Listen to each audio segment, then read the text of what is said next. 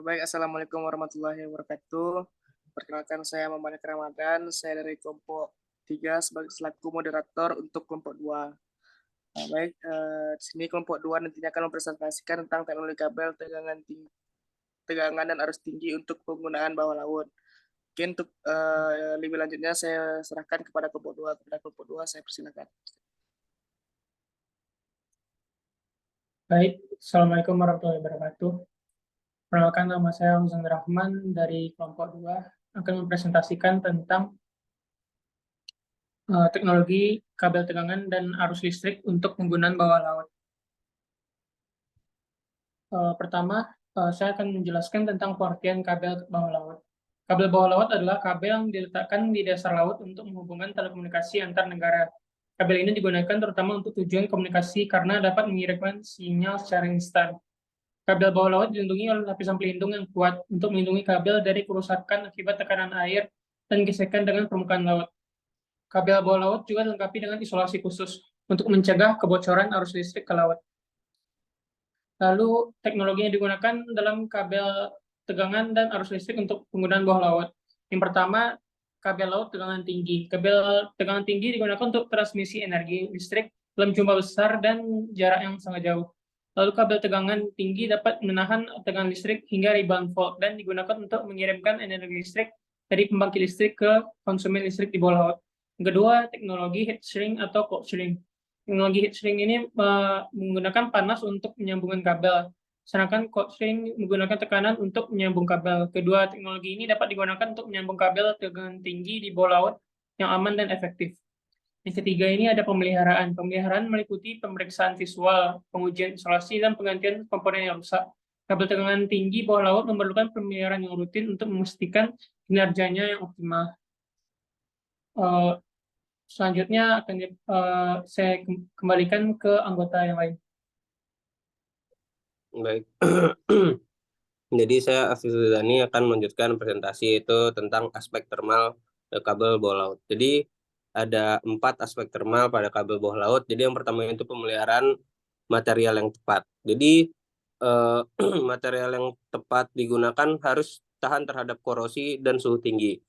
Nah, material yang digunakan harus dapat menahan suhu yang tinggi. Jadi hal ini dapat membantu menjaga kondisi termal kabel pada bawah laut. Yang kedua itu penggunaan isolasi yang tepat. Jadi kabel bawah laut harus dilengkapi dengan isolasi yang tepat untuk mencegah kebocoran arus listrik ke laut. Isolasi juga membantu menjaga suhu kabel agar tetap stabil. Dan penggunaan isolasi yang tepat dapat membantu menjaga kondisi termal kabel bawah laut. Yang ketiga itu pemeliharaan rutin. Untuk pemeliharaan rutin itu ada pemeliharaan kabel bawah laut harus dilakukan secara rutin untuk memastikan kinerjanya yang optimal. Pemeliharaan meliputi pemeriksaan visual, pengujian lokasi, dan penggantian komponen yang rusak. Pemeliharaan rutin dapat membantu menjaga kondisi termal kabel bawah laut. Yang keempat itu penggunaan teknologi. Nah, teknologi heat shrink atau cold shrink dapat digunakan untuk menyambung kabel bawah laut. Teknologi ini dapat membantu menjaga suhu kabel agar tetap stabil selama proses penyambungan. Penggunaan teknologi yang tepat dapat membantu menjaga kondisi termal pada kabel bawah laut. Nah, jadi ada tabel dari ketahanan suhu dari masing-masing material pada tabel yang ada di PPT tersebut. Next. Selanjutnya yaitu konstruksi kabel bawah laut. Jadi pada konstruksi kabel bawah laut ini terdiri dari beberapa komponen yang penting untuk memastikan kabel dan dapat berfungsi dengan baik. Yaitu ada 5 konstruksi pada kabel bawah laut. Yang pertama yaitu inti kabel. Pada inti kabel ini adalah bagian dari kabel bawah laut yang terdiri dari serat optik atau kawat tembaga. Inti kabel ini berfungsi untuk mengirim sinyal atau listrik dari satu tempat ke tempat yang lain. Yang kedua itu lapisan pelindung. Pada lapisan pelindung adalah lapisan yang melindungi kabel dari kerusakan akibat tekanan air dan gesekan dengan permukaan laut. Lapisan pelindung terbuat dari bahan yang tahan terhadap korosi dan suhu tinggi. Yang ketiga itu isolasi. Isolasi adalah lapisan yang melindungi kabel dari kebocoran arus listrik ke laut. Isolasi juga membantu menjaga suhu kabel agar tetap stabil. Yang keempat yaitu pengisi. Nah, pada pengisi ini adalah bahan yang digunakan untuk mengisi ruang antara inti kabel dan lapisan pelindung. Pengisi ini berfungsi untuk menjaga bentuk kabel agar tetap bulat dan melindungi kabel dari kerusakan akibat tekanan air. Yang kelima adalah pengaman. Nah, pengaman adalah lapisan tambahan yang digunakan untuk melindungi kabel dari kerusakan akibat aktivitas manusia seperti penangkapan ikan, bukat laut, dan penjangkaran. Nah, berikut juga ada gambar dari konstruksi kabelnya. Selanjutnya akan dilanjutkan oleh rekan saya. Baik, terima kasih Afif. Selanjutnya saya Emah Bidayat. Di sini saya akan menjelaskan tentang jenis isolasi kabel bawah laut. Jadi jenis isolasi kabel bawah laut dapat bervariasi tergantung pada jenis kabel dan kebutuhan penggunaannya. Berikut ada 3 jenis isolasi kabel bawah laut. Yang pertama itu isolasi kertas. Isolasi kertas sering digunakan pada kabel bawah laut karena dapat meresap minyak dan campuran. Isolasi kertas juga tahan terhadap suhu tinggi. Lalu yang kedua ada isolasi sintetis. Isolasi sintetis digunakan pada kabel bawah laut yang menggunakan minyak sebagai penghantar. Isolasi sintetis tahan terhadap suhu tinggi dan dapat melindungi kabel dan kebocoran arus listrik ke laut. Dan yang ketiga ada isolasi XLPE atau PE. Isolasi XLPE digunakan pada kabel bawah laut dengan tegangan ekstra tinggi. Isolasi ini dapat melindungi kabel dan kerusakan akibat tekanan air dan gesekan dengan permukaan laut. Berikut adalah gambar dari isolasi kabel XLPE. Next. Lalu yang terakhir ada peraturan yang terkait penggunaan kabel bawah laut. Penggunaan kabel tegangan dan arus tinggi untuk penggunaan kabel bawah laut diatur pada peraturan yang ditetapkan oleh pemerintah.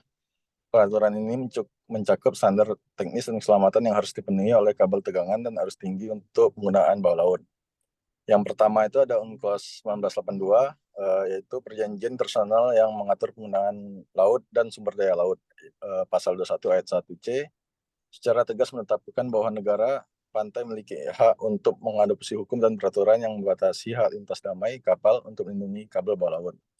Negara pantai juga berhak mengatur pemasangan, pemeliharaan, dan perbaikan kabel laut di laut teritorialnya. Lalu peraturan yang kedua yaitu Peraturan Pemerintah Nomor 5 Tahun 2021 yang mengatur tentang penyelenggaraan perizinan berisi ketentuan tentang izin pengelolaan pemasangan pipa kabel bawah laut. Dan peraturan yang ketiga yaitu perlindungan lingkungan. Kabel bawah laut sepanjang 1,2 juta kilometer berdampak pada kehidupan laut yang rapuh. Kabel bawah laut harus ditanam di bawah dasar laut untuk melindungi lingkungan laut. Mungkin sekian presentasi dari kami. Kalau ada kesalahan kata mohon dimaafkan. Assalamualaikum warahmatullahi wabarakatuh.